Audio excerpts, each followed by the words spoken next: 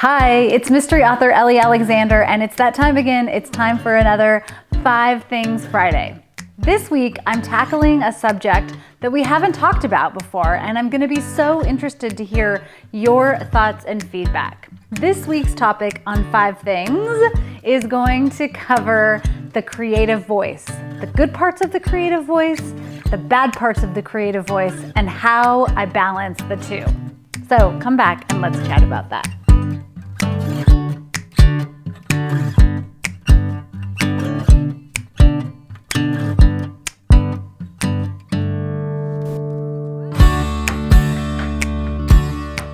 I'm so excited to have you with me for another 5 Things Friday, and I'm really eager to talk about this topic, which is the creative curse, as I call it sometimes.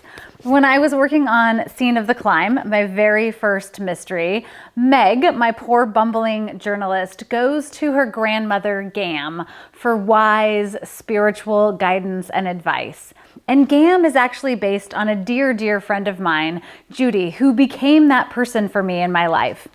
Meg also talks a lot about the creative curse, and that comes from my head too. It seems to be something that many of my fellow writers and other creative types who I've met, artists and dancers and readers, suffer from, and that is that idea that the creative energy that we use and we harness to create worlds and characters and food and beer lore, whatever, also has a balance, a shadow side to it, which is a negative voice, an anxiety that can loop in our heads. It's that whole thing of like yin and yang, right? Sometimes our greatest strength can also be our greatest weakness. And I myself have suffered for many years from anxiety. And I know that seems hard to believe because I am a very upbeat and happy person for the most part. But in my 20s, I was plagued by anxiety attacks. And I didn't have really the same tools that I have now to deal with that anxiety loop that can run in my brain. The same creative energy that I use to set a scene in the BAKESHOP mysteries where, it's sort of lush with food and flavors can send me on a spiraling loop. If someone I love is 5 minutes late, I can start to create this wild story in my head of all the terrible things that have happened to them. I don't know if you've experienced this too, but I feel so grateful for the teachers who I've met over the years who have given me some tools to balance that. I've had to learn how to calm that energy and just really go inward sometimes. And it's a gift now. And I'm excited to share my 5 tips for balancing that creative energy with you. Okay, so let's get right to it. Tip number 1. One of the very first tools that I learned on my quest to balance my creative energy was meditation. Have you tried meditation before? It's a life changer. And my very first touch with meditation was at a young age because my dad taught a meditation class. And I tried it when I was probably in, maybe 5th or 6th grade, early middle school, and I just didn't get it at all. I had too many loops running through my head that the idea of sitting in silence with my thoughts seemed impossible. But fortunately, I had that early touch, and it's kind of grown over the years, my meditation practice. And now I meditate daily, and it has completely changed my writing. I can tell the difference when I haven't meditated in the morning. I usually meditate for somewhere between 10 or 15 minutes every morning to start my day. And if I haven't, I feel like I'm a bit more scattered when I'm writing. And I have encouraged many people over the years, friends, family, etc., to try meditation. If you haven't done it, one great resource is an app called Headspace. It's a really simple, easy way to get started meditating. Or you can do something as simple as a word or a mantra that you repeat to yourself and close your eyes and just be still for 10 or 15 minutes and focus on your breathing and see how that changes your day and potentially helps build new creative energy in your body. I will include a link to the Headspace app below. I am not affiliated with them in any way. It's just a resource that I've used, and I think it's a great way and a great entry into the idea and the concept of meditation. Number 2, my second tool that I use when I'm trying to balance my creative energy is connecting with nature. There's nothing like being outside and being amongst the trees and the animals and the smells and the scents and everything about nature. So every day I start my day with a walk. I take a long walk with my husband and we go out into the woods, or sometimes we're in the city, and just that idea of movement and connecting with nature completely shifts my perspective.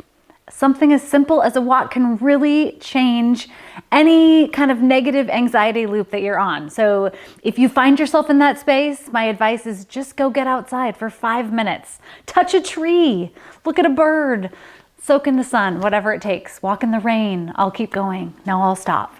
Number 3, create a sensory experience. I was first introduced to essential oils many years ago, and now I have a collection of lovely scents. It always makes me think of like a Jane Austen novel, you know, back in the day, the women had their smelling salts. Well, it's the same thing. There's something about a scent that can really elevate your mood or help calm you. This is a lemon citrus essential oil. I am telling you, I have every scent you can imagine. Cypress, eucalyptus, a lovely new scent that I'm loving for the moment, which is a cilantro citrus, lavender, rosemary. I will often just try to give myself a spritz, a little water, an essential oil. And I think sometimes the idea of scent is just reminding us to breathe deeply. Another trick that I learned many years ago is to just dab a little bit of an essential oil, either on, you know, one of your pressure points, like your wrists, here on your neck, and breathe in. Number 4, pick a card, any card. When my son was little, he loved doing magic tricks, and he also has the creative curse in his body sometimes, which is that his mind can spin. So I discovered these animal spirit card decks, and they have versions for young kids, and this is a version for an adult. So what you can do is just open up this beautiful deck. I mean, first of all, if you're a lover of animal or nature, you will just love looking at these gorgeous pictures of animals. But you cut the deck and shuffle it until you feel compelled, until the spirit moves you. And then you pick a card. So today, my animal guide for the day is the mouse. And the mouse tells me that I'm overlooking something important, so pay close attention to what's going on. Each card just has a very simple message like that. And one of the tricks that I've used over the years is also trying to find those animals then throughout my day. Maybe I'm gonna think about a mouse for a week and kind of take that message with me. And so maybe suddenly as I'm reading, I start seeing mice in movies and in books, or ones skittering by me on the street. It just kind of helps raise your awareness. And plus it's always fun to just feel like you have a little animal or a big animal, depending on what animal you pick, on your shoulder and helping to guide you throughout your day. Number 5, one of my favorite tools for calming that negative creative energy loop that can run through my head is getting grounded with a stone. I have a collection of beautiful gemstones that I use, and I will just pick one that feels right to me. Maybe it's a color or you know, a texture. There could be like something rough and sparkly like an amethyst, or something deep and dark. It could be a size, whatever. I'll pick a stone and I will just hold it. I'll close my eyes, again, really focusing on my breathing, and I will connect with the earth and ground myself with a stone. It's such a simple technique, and you don't even have to have a fancy stone. You could just go pick up a rock in your driveway or on that walk that you're gonna take if you're spinning yourself out a little bit, and just go inward and be quiet for a moment. What about you? Have you struggled with balancing creative energy, the good and the bad? Do you have other tips and tricks that you use when you're trying to calm and balance that energy out? Have you tried any of these? I would love to hear from you.